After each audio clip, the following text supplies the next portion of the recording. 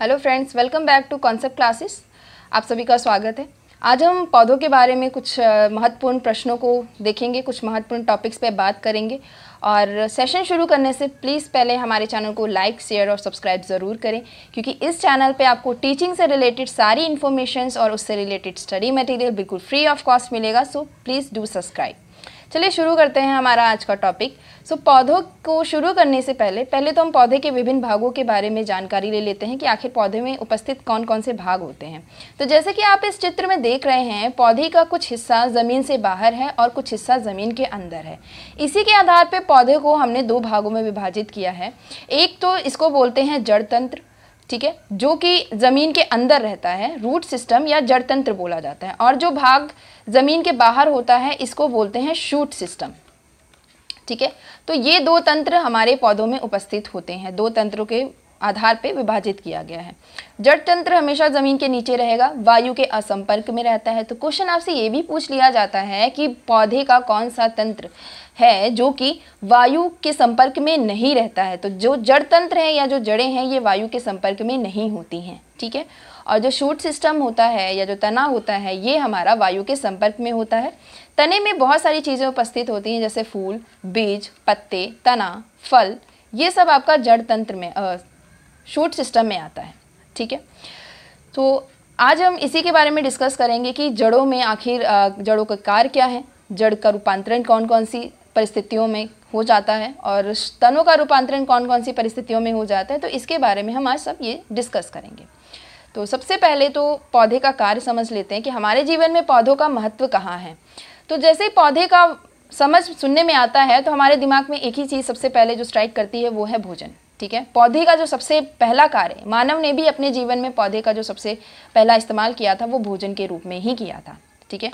तो जानवर तो बिल्कुल बेशक वो भोजन के रूप में ही पौधे को यूज़ करते हैं, बट मानव ने भी जो सबसे पहले पौधे का प्रयोग किया था वो भी भोजन के रूप में ही किया था। उसके बाद पौधों से हम लोगों को अलग अलग औषधियाँ मिलती हैं। पौधों की लकड़ी का इस्तेमाल करते हैं फर्नीचर बनाने में, और पौधों से और भी बहुत सारे उत्पाद मिलते हैं जिनका विभिन्न विभिन्न क्षेत्रों में प्रयोग किया जाता है, ठीक है। इसके बाद आते हैं जड़ पे। अब जड़, अभी मैंने आपको दिखाया, जो जड़ होती है वो आपकी भूमि के अंतर्गत होती है, भूमि के नीचे होती है, ठीक है। वायु के संपर्क में बिल्कुल भी नहीं होती। ये विशेषताएं हैं जड़ की, ठीक है। ये वायु के संपर्क में नहीं आती है और भूमिगत होती है। और साथ साथ में जो गुरुत्वाकर्षण होता है, गुरुत्वाकर्षण के विपरीत नहीं, बल्कि गुरुत्वाकर्षण की गति की तरफ कार्य करती है। गुरुत्वाकर्षण क्या करता है, किसी भी चीज़ को नीचे की तरफ खींचता है, ठीक है, अपनी तरफ आकर्षित करता है। और जड़ें भी कहाँ, जड़ों का जो विकास होता है वो भी भूमि के अंतर्गत, मतलब नीचे ही हो रहा होता है। इस तरह से जो जड़ें हैं, जैसे कि आप यहाँ पे देख सकते हैं, लाइक यहाँ पे हम जड़ बना रहे हैं, तो यहाँ पे जो जड़ है वो अगर ग्रोथ करेंगी, विकसित होंगी, तो वो नीचे ही जाती जाएंगी। ऐसा नहीं है कि ऊपर निकल आएंगी, ठीक है, वो नीचे ही जाती जाएंगी। तो वो गुरुत्वाकर्षण को क्या कर रही हैं, समर्थन कर रही हैं। गुरुत्वाकर्षण की जो गति होती है, जो दिशा होती है, उसी दिशा में ग्रो कर रही होती हैं, ठीक है। तो ये इसके कार्य थे, इसकी विशेषताएँ थी। इसके बाद देखते हैं कि कुछ विशेष रूपांतरण होते हैं जड़ों के। तो जो जड़ें हैं कुछ विशेष परिस्थितियों में रूपांतरण कर लेती हैं। वैसे तो जो जड़ों का विशेष कार्य है, जो महत्वपूर्ण कार्य है, वो है जल का अवशोषण करना, ठीक है। जल का अवशोषण करना जड़ों का महत्वपूर्ण कार्य होता है। इसके साथ साथ ये पौधे को ज़मीन से बांध कर रखती हैं, मिट्टी से बांध कर रखती हैं, ताकि जो पौधा है वो स्थिर खड़ा रहे, उसको सपोर्ट मिलता रहे। और दूसरा, मिट्टी के लिए भी ये सहायक होता है, मिट्टी के लिए भी ये यूज़फुल होता है। किस तरह से, जो मिट्टी है उसकी जो उपजाऊ परत है, जो सबसे ऊपर की टॉप सॉइल है, उसके लिए ये काफ़ी महत्वपूर्ण है। क्योंकि जो जड़ें होती हैं, ये पौधे होते हैं, ये इस मिट्टी को बांध के रखते हैं और इसका क्षरण नहीं होने देते, मतलब सॉइल इरोजन नहीं होने देते। सॉइल इरोजन में या मृदा क्षरण में क्या होता है, जब पानी बरसता है या पानी के बहाव के साथ साथ जो ऊपर, सबसे ऊपर की जो परत होती है, जब से ज़्यादा उपजाऊ होती है हमारी धरती की, वो बह जाती है, ठीक है। तो उसको भी प्रोटेक्ट करता है, उसको भी सेफ रखता है, ठीक है। तो ये तो थे इसके सामान्य कार्य। सभी जड़ें यही कार्य करती हैं, पौधे को बांध के रखेंगी और जल का अवशोषण करेंगी, जल और खनिजों का अवशोषण करती हैं। ये तो इसका कॉमन कार्य हो गया, सामान्य कार्य, जो कि सारी जड़ें करती हैं। लेकिन कुछ जड़ें कुछ विशेष कार्य भी करती हैं, जैसे कि मूली, चकुंदर, गाजर, शलजम, ये सभी जड़ें ही हैं। लेकिन आपने देखा होगा कि इन जड़ों का प्रयोग हम लोग खाने में करते हैं, ठीक है। सारी जड़ें तो नहीं खा सकते, लेकिन ये जड़ें, इसमें इन जड़ों में ऐसी क्या विशेषता है कि जो हम इन जड़ों को खा सकते हैं, अपने भोजन में हमने इन्हें सम्मिलित किया है। इसका रीज़न ये है कि ये जो जड़ें होती हैं ये जो भोजन बनाती हैं, भोजन का अपने में संचय कर लेती हैं। ठीक है, पौधों में स्टार्च की फॉर्म में भोजन बनता है, स्टार्च या मंड। ठीक है, तो ये जो भोजन बन रहा होता है प्रकाश संश्लेषण की क्रिया से, तो यहाँ पे जो स्टोरेज हो जाता है या जो संचय हो जाता है जड़ों में ही हो जाता है, और जड़ों में संचय होने की वजह से जड़ें फूल जाती हैं। और मूली, चकुंदर और गाजर, शलजम आपने देखा होगा, ये फूली हुई सी आकृतियाँ होती हैं।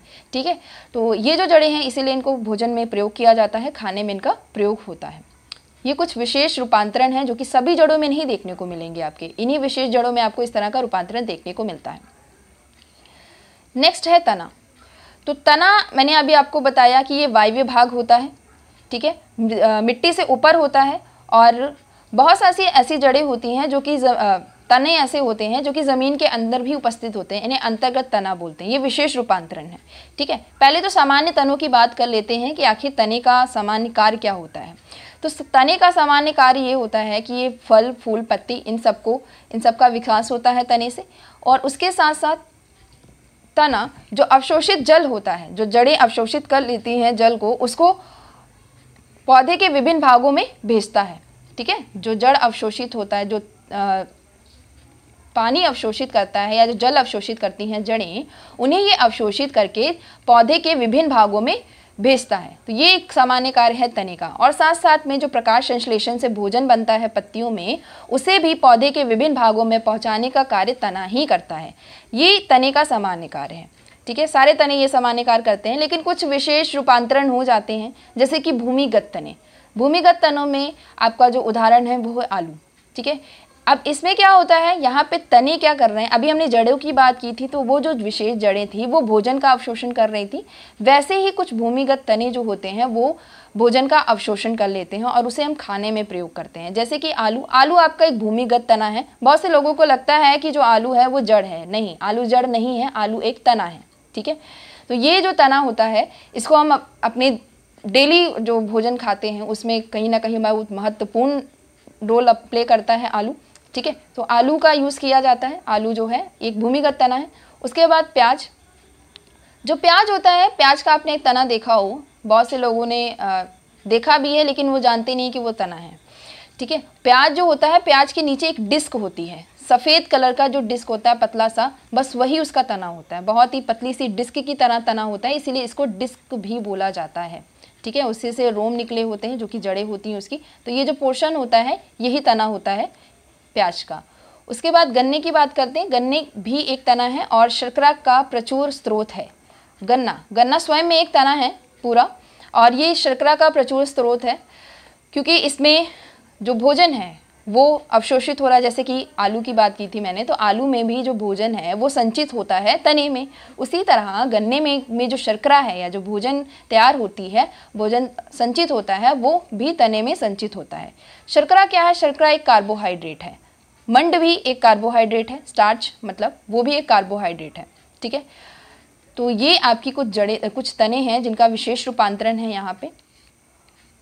अब यहाँ पे और भूमिगत तनों की मैंने पिक्चर सेट कर रखी है, जैसे कि अदरक और हल्दी, ये भी आपके भूमिगत तनों में आते हैं। आलू भी एक भूमिगत तना है। तो आपको ये भूमिगत तने याद रखने हैं, क्योंकि एग्जाम में काफ़ी बार पूछे जाते हैं। एग्जाम्पल्स भूमिगत तने ऑप्शंस में दिए जाते हैं। तो अदरक, हल्दी और आलू ये भूमिगत तने हैं जो काफ़ी बार पूछे गए हैं एग्जाम में आपके। उसके बाद आती हैं पत्तियाँ। सो अगला हमारा टॉपिक है पत्तियाँ।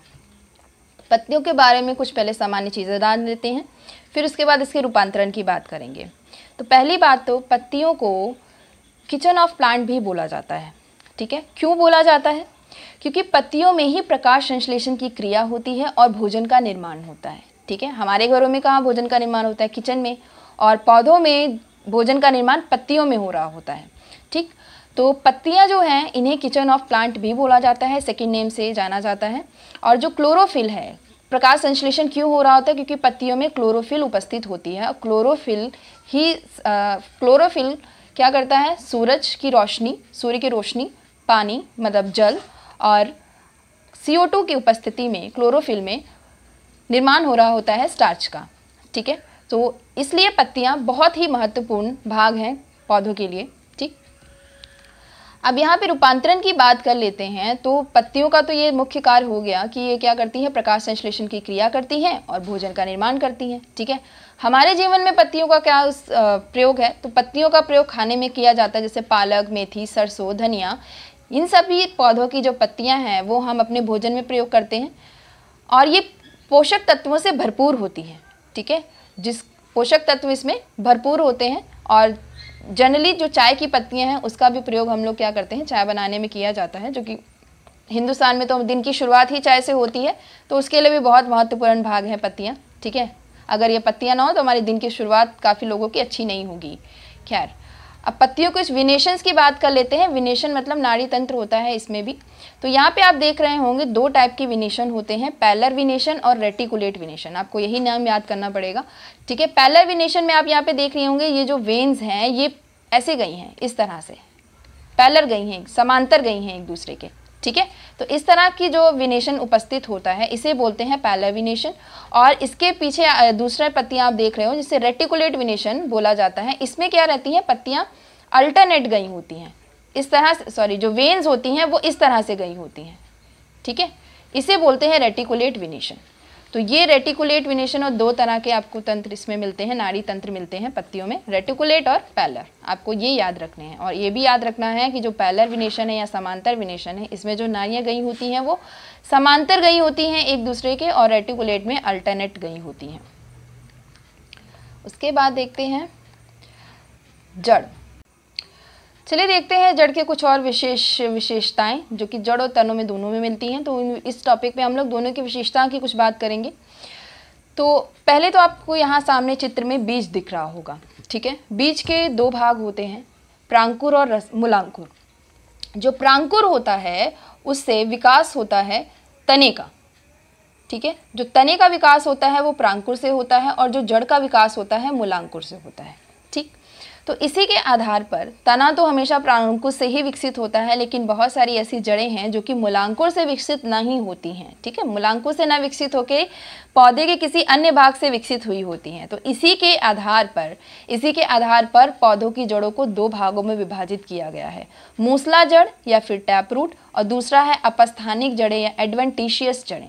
ठीक है, कहीं कहीं पे फाइब्रस रूट भी होता है, अपस्थानिक ना बोलकर फाइब्रस रूट बोलते हैं, फाइब्रस रूट्स।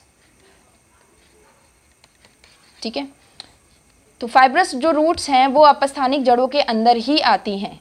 इसी का एक उदाहरण है फाइब्रस रूट्स। ठीक है, अपस्थानिक। तो मूसला जड़ें वो होती हैं जो कि मूलांकुर से विकसित हुई होती हैं, जिनका विकास मूलांकुर से हुआ होता है, वो होती हैं आपकी मूसला जड़ें। ठीक है, लेकिन पौधे के अगर किसी अन्य भाग से जड़ का विकास हुआ है तब हम उन्हें बोलते हैं अपस्थानिक जड़ें। ठीक है, चलिए देखते हैं कौन कौन सी अपस्थानिक जड़ें हैं या कौन कौन सी मूसला जड़ें हैं। तो यहाँ पे आपके सामने डिफरेंस है। यहाँ पे एक साइड आपको टैप रूट दे रखा है, मतलब मूसला जड़ें दे रखी है, दूसरी साइड दे रखा है फाइब्रस रूट, जो कि एक अपस्थानिक जड़ों का ही प्रकार है। ठीक है, अपस्थानिक जड़ों का प्रकार, बहुत सारे प्रकार होते हैं अपस्थानिक जड़ों के, लेकिन उसमें से एक जो फेमस प्रकार है वो है फाइब्रस रूट। तो इन दोनों के डिफरेंस की बात करते हैं। तो जो फाइब्रस रूट होती हैं या फिर जो टैप रूट होती है, इनका जो मेन डिफरेंस ये है कि इसमें एक प्राइमरी रूट होती है, यहाँ पे आप बीच में देख रहे होंगे, एक मेन जड़ होती है। ठीक है, लेकिन फाइब्रस रूट में आपको कहीं भी, आप यहाँ पे रूट्स देख रहे हो तो यहाँ पे कोई भी एक मेन जड़ आपको नहीं दिख रही है बीच में, जो कि सेंटर हो अट्रैक्शन का, तो वो आपको नहीं दिख रही है। ठीक है, और इसमें जो रहती हैं, इसमें द्वितीयक और तृतीयक जड़ें निकली होती हैं। यहाँ पे आप देख रहे हैं ये द्वितीयक और तृतीयक जड़ें हैं, पर फाइब्रस रूट या एडवेंटिशियस रूट्स में ऐसा कुछ भी नहीं है, कोई द्वितीयक या तृतीयक जड़ यहाँ पे नहीं है। ठीक है, और दूसरा जो इसमें अंतर होता है, ये जो मूसला जड़ें होती हैं या टैप रूट होती हैं, ये काफ़ी गहराई तक गई होती हैं, पृथ्वी के जो मिट्टी की काफ़ी गहराई तक गई होती हैं और जल का अवशोषण कर रही होती हैं। लेकिन ये जो फाइब्रस रूट हैं ये बहुत गहराई तक नहीं गई होती हैं। ये जो सॉइल होती है, जो मृदा होती है, उसकी ऊपरी परत में ही रहती हैं, इस तरह से ऊपरी परत में ही फैली हुई रहती हैं। ठीक है, बहुत ज़्यादा गहराई तक नहीं गई होती हैं। अब इनमें इनका जो कार्य होता है फाइब्रस रूट्स, हालांकि ये बहुत ज़्यादा गहराई तक नहीं गई होती, लेकिन इन्हें जड़ से उखाड़ना मुश्किल हो जाता है। आपने कभी घास को उखाड़ने की कोशिश की हो अगर, तो घास की पत्तियां आपके हाथ में आ जाती हैं, लेकिन जड़ आपके हाथ में नहीं आती। क्यों? इसका भी एक कारण है, क्योंकि ये जो विकास करती हैं ये हॉरिजेंटली विकास करती हैं। हॉरिजेंटली मतलब इस तरह से लेटी हुई विकास करती हैं। आप यहाँ पे टैप रूट को देख रहे हैं तो ये बिल्कुल सीधा नीचे जा रही है, जैसे किसी ने कील गाड़ दी हो इस तरह से, ठीक है। पर ये ऐसे नहीं जाती। जो फाइब्रस रूट होती है उनका विकास ऐसे बिल्कुल सीधा नहीं होता है, ये लेटे हुए विकास करती हैं, हॉरिजेंटली विकास करती हैं इस तरह से। तो इस वजह से इनको जब उखाड़ते हैं या घास को आप उखाड़ते हो तो सिर्फ आप जड़ उखाड़ना मुश्किल हो जाता है, क्योंकि वो गहराई तक तो नहीं गई होती, लेकिन अपने आसपास की मिट्टी को बहुत अच्छे से पकड़े हुई होती है और हॉरिजेंटली विकास करती है, जिस वजह से इसको उखाड़ना मुश्किल हो जाता है, ठीक है। और ये जो मूसला जड़ें, जो फाइब्रस रूट हैं, ये मिट्टी को पकड़ के रखने में बहुत महत्वपूर्ण कार्य करती हैं। इसके बाद कुछ और रूपांतरण देखते हैं मूसला जड़ों के, जो कि बहुत महत्वपूर्ण है। इससे डायरेक्ट क्वेश्चन पूछे जाते हैं आपके एग्जाम में, तो आपको ये चार्ट याद होना चाहिए। इन सभी जड़ों का रूपांतरण आपको याद होना चाहिए। तो सबसे पहले है जड़ का रूपांतरण शंक्वाकार, शंक्वाकार या कॉनिकल, ठीक है। इस तरह से इसका आकार हो जाता है, कुछ इस तरह से आकार हो जाता है शंक्वाकार, ठीक है। शंकु के आकार की हो जाती हैं जड़ें, उदाहरण गाजर, ठीक। और रूपांतरण क्यों हुआ यहाँ पे? क्योंकि ये शर्करा का या भोजन का संचय करते हैं। गाजर अभी मैंने आपको बताया था कि बहुत सारी ऐसी जड़ें होती हैं जो कि शर्करा का या भोजन का संचय करती हैं, वो स्वेल्ड हो जाती हैं, फूल जाती हैं और उनका आकार परिवर्तित हो जाता है, ठीक है। तो उसी का उदाहरण है गाजर। दूसरी है कुंभी रूप, कुंभी रूप गोलाकार होता है, उदाहरण है शलजम और चकुंदर। आप यहाँ पे चित्र देख रहे होंगे तो कुछ इस तरह का चित्र है, ठीक है। ये कुंभी के आकार का है। तो जो आपकी शलजम है और चकुंदर है वो कुंभी के आकार की होती हैं और ये भी क्या करती हैं, ये भी भोजन का संचय करती हैं।